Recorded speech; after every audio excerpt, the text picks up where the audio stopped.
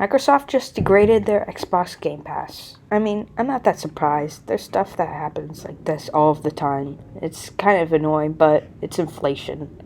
Inflation's going around everywhere. Of course, it's going to happen with Xbox. What's the price you may ask for Xbox Game Pass Ultimate?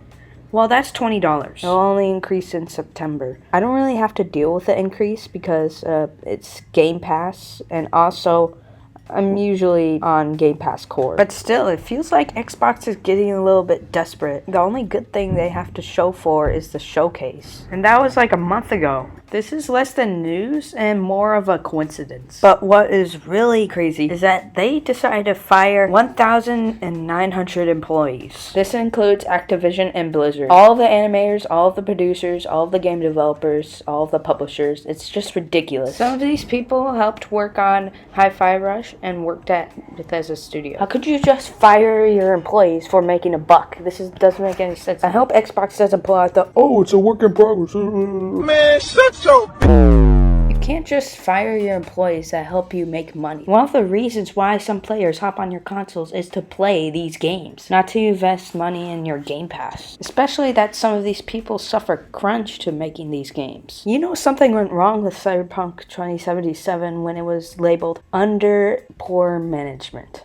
It just seems like Xbox is just making all of these terrible decisions on purpose. Thank God they didn't ruin the Halo franchise. You know why? Because it is important. It's one of the most important first-person shooters of all time. 343 Industries and the community knows better than the publisher, okay? That's just how it is.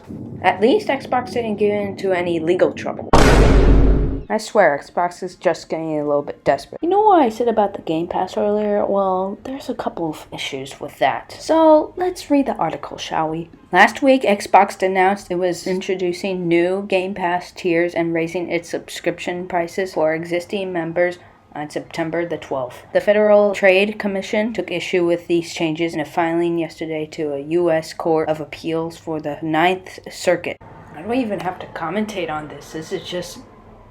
wow. In the filing, the FTC blasts Microsoft's discontinuation of Game Pass for consoles, starting that users must pay for a substantial price increase, 81%, to switch to Game Pass Ultimate. Those unwilling to do so must settle for Game Pass Standard, which the FTC describes as a degraded product since it excludes day one releases. So what they're basically saying is that they're making the Game Pass Ultimate look like a better deal than the standard Game Pass, which is kind of a little bit suspicious. If this is true, then this is some sort of anime villain stuff. I'm not saying they're the first one to do it.